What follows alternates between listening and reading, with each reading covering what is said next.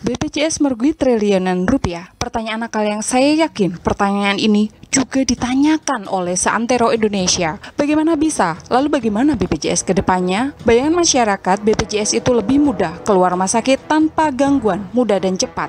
Tapi nyatanya beda. BPJS sudah cacat kepercayaannya dari masyarakat. Prosesnya panjang karena rujukannya berjenjang, sehingga muncul antrian. Lah orang sakit kok malah disuruh antri, apalagi di era pandemik. Seharusnya hilang itu antrian. Ini harus dipecahkan. Premi murah, banyak orang coba-coba. Bahasa Jawanya, wes nyumbang, ya kudu harus balik modal. Jadi sakit ndak sakit, minta diperiksa. Tiap hari pasiennya membludak. Ini harus dipecahkan. Belum semua rumah sakit bekerja sama. Pilihannya masih tertentu, tidak bebas memilih dan beralih. Biar rumah sakit tidak diganti pakai aturan paket tarif INASEBGS. Rumah sakit itu adalah wajahnya BPJS karena pelayanan akhir itu ada di rumah sakit. Kalau seperti ini manajemennya, rumah sakit menganggap pasien BPJS itu beban. Pelayanannya jadinya sekedarnya saja. Manajemen rumah sakit saat ini belum siap. Ini harus dipecahkan. Pemerintah justru menaikkan tarif. Ya, buah si malakama. Harus ada aliran dana segar untuk kelangsungan BPJS. Ayo kita mulai menilik ke belakang, kenapa terjadi? Sehingga kita bisa lebih bijaksana dalam membuat keputusan. Berkaca dari negara lain yang sudah settle dalam Jamkesnas, sebut saja Thailand, Inggris, Australia, Jepang, mana yang cocok? Jepang mempunyai NIH, dikelola Pemda setempat, ada 3 kasta, di mana kasta tertinggi membayar maksimal Rp560.000 per tahun. Itu pun masih harus membayar kekurangannya mahal. Keberhasilan dari NHI tidak lepas dari sejarahnya. NHI bermula dari asuransi pekerja formal tahun 1922, lalu berkembang hingga memutuskan menjadi menasional tahun 1962. Butuh waktu 40 tahun untuk menasional.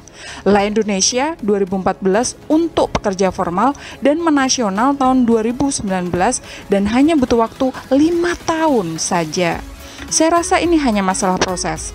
Proses yang panjang memungkinkan adanya pembelajaran yang matang, yang menarik lagi, desentralisasi yang masih belum diterapkan di tempat kita. Kita lanjut ke Australia dengan Medicare-nya. Serupa dengan Jepang, Australia butuh 29 tahun untuk beralih ke menasional. Lagi-lagi masalah waktu dan kematangan. Mungkin bagus karena orangnya sedikit, yaitu 1:500 dibanding dengan kita. Apa yang menarik? Medicare bersifat dunia dimanapun, tanpa premi, jadi tidak ada pusing tagih menagih, sulit itu. Di dalam dikelola Pemda atau disebut dengan desentralisasi dan di luar membuka sayap untuk mengayomi warganya. Keren bukan? Pungutan langsung dipotong dari gaji, jumlahnya kecil, cuman 2%. Untuk peserta informal baru diterapkan premi berkasta, persis seperti kita. Ada hal yang menarik di sana. Medicare ternyata menggandeng pihak swasta untuk manajemen dan penggalangan dana. Smart Solution.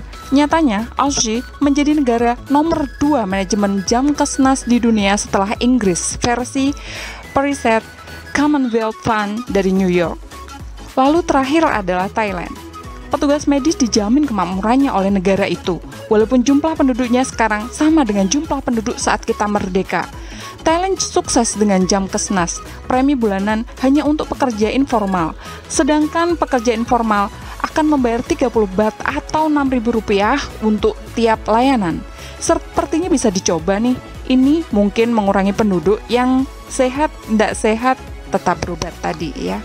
Mau nggak sih kita punya Jamkesnas? Ya sudah settle dan bagus, kalau tidak kita yang peduli siapa lagi? Menurut saya, semua ini adalah masalah waktu, akan indah pada waktunya, karena hasil tidak akan mengkhianati prosesnya.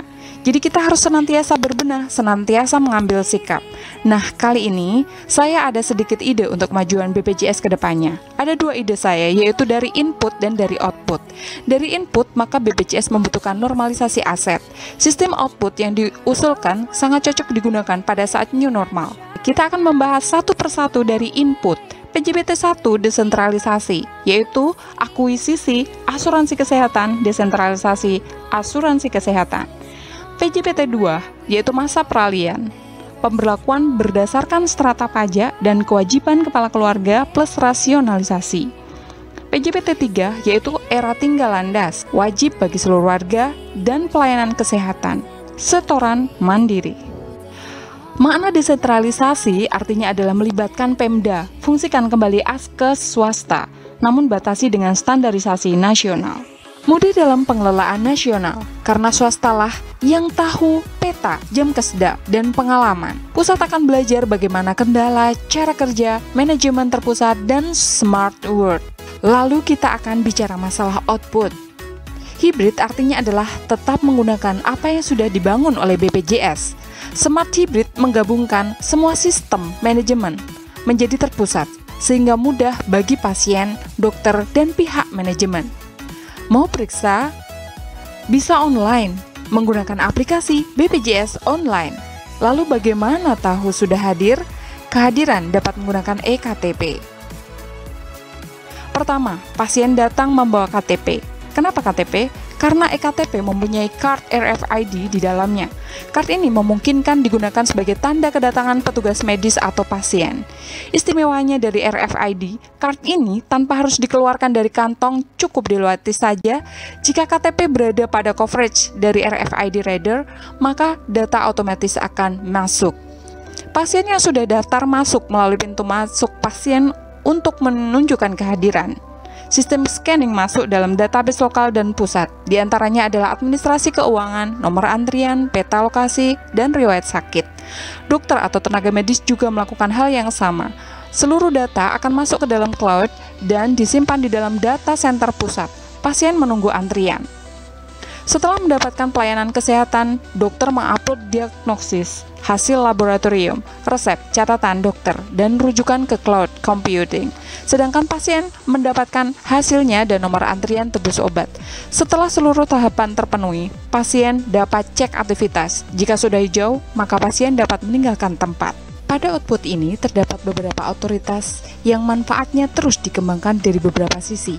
Dari sisi keluarga pasien, mereka bahkan dapat mengakses pasien monitor, alert condition pasien, kamera ruang pasien, data-data pasien, informasi kamar pasien, dan total biaya tambahan dari aplikasi Android-nya karena adanya IoT. Hal ini memungkinkan untuk pengawasan pasien jarak jauh. Jika pasien berada pada kondisi isolasi atau kasus COVID ataupun rawat inap, keluarga pasien tidak harus menunggu di dalam rumah sakit karena hal ini dapat menurunkan kesehatan anggota keluarga dan menjadi beban tambahan untuk pihak rumah sakit. Rantai pasok dari alat kesehatan dan obat semua tersentralisasi berbasis RFID.